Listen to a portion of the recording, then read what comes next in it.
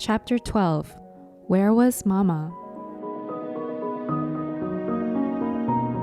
Mr. Rosen tripped on the loose step outside the kitchen door. His wife grasped his arm and he regained his balance. "It's very dark," Mama whispered as they stood in the yard with their blankets and bundles of food gathered in their arms. "And we can't use any kind of light. I'll go first. I know the way very well, and you follow me. Try not to stumble over the tree roots in the path. Feel carefully with your feet. The path is uneven.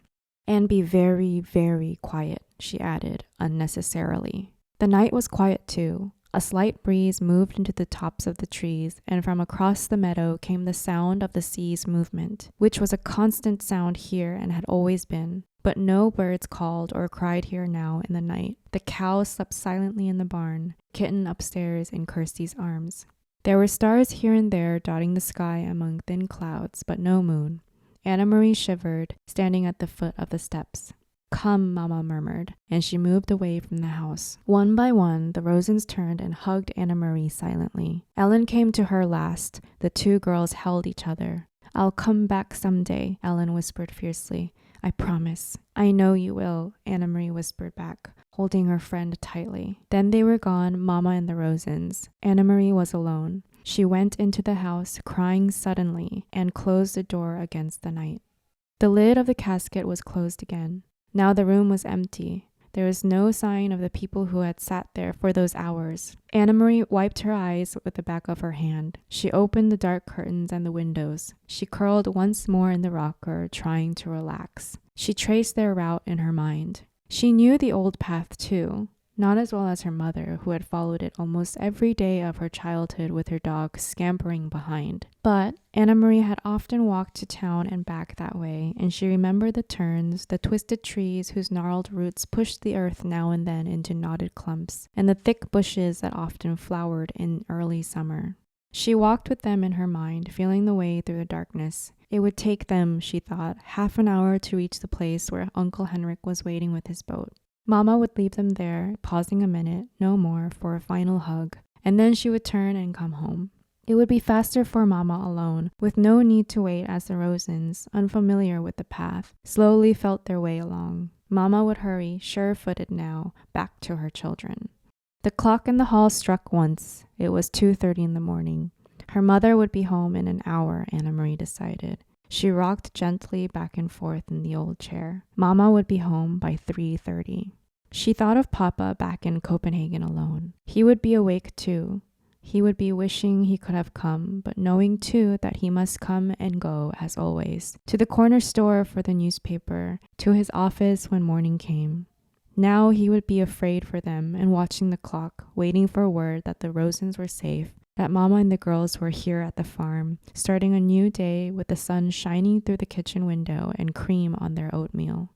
It was harder for the ones who were waiting, Anna Marie knew. Less danger, perhaps, but more fear. She yawned and her head nodded. She fell asleep, and it was a sleep as thin as the night clouds, dotted with dreams that came and went like stars. Light woke her, but it was not really morning, not yet. It was only the first hint of a slightly lightening sky, a pale gleam at the edge of the meadow, a sign that far away somewhere, to the east where Sweden still slept, morning would be coming soon. Dawn would creep across the Swedish farmland and coast. Then it would wash little Denmark with light and move across the North Sea to wake Norway. Anna Marie blinked in confusion, sitting up, remembering after a moment where she was and why. But it was not right. The pale light at the horizon. It should be dark still. It should still be night. She stood stiffly, stretching her legs, and went to the hall to look at the old clock.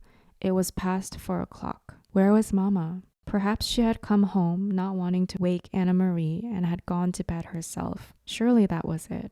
Mama must have been exhausted. She had been up all night, had made the dangerous journey to the boat, and returned through the dark woods, wanting only to sleep.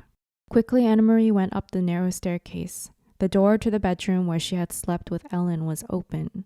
The 2 small beds were neatly made, covered with the old quilts, and empty. Beside it, Uncle Henrik's door was open too, and his bed too was unused and empty. Despite her worry, Anna Marie smiled slightly when she saw some of Henrik's clothes crumpled in a chair and a pair of shoes caked with the barnyard dirt lying on the floor. He needs a wife, she said to herself, imitating Mama. The door to the other bedroom, the one Kirsty and Mama were sharing, was closed. Quietly, not wanting to wake them, Anna Marie pushed it open. The kitten's ears moved, standing up straight, its eyes opened wide, and it raised its head and yawned. It pried itself out of Kirsty's arms, stretched, and then jumped lightly to the floor and came to Anna Marie. It rubbed itself against her leg and purred.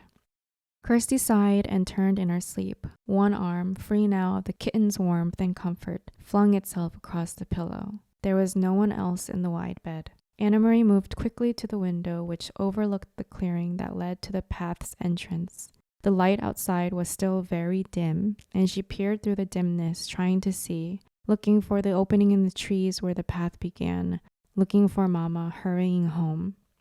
After a second, she saw a shape there, something unfamiliar, something that had not been there the day before. A dark shape, no more than a blurred heap, at the beginning of the path. Anna Marie squinted, forcing her eyes to understand, needing to understand, not wanting to understand. The shape moved, and she knew. It was her mother, lying on the earth.